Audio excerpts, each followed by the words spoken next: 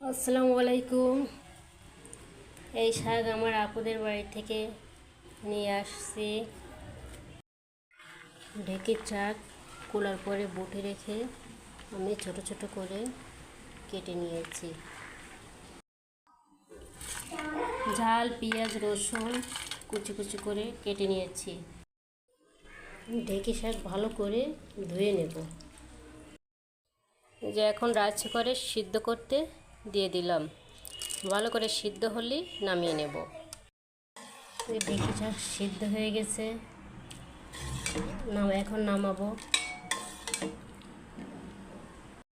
হলুদ দিয়ে ঝাল পেঁয়াজ সুন্দর করে ভাজি করে নেব।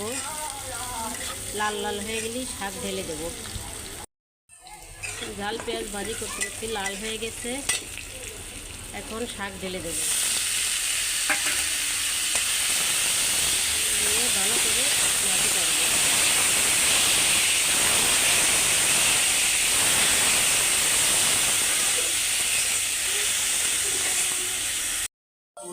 ভাজি করতে করতে ঢেঁকি শাকটা লাল হয়ে গেছে, এখন নামিয়ে নেব।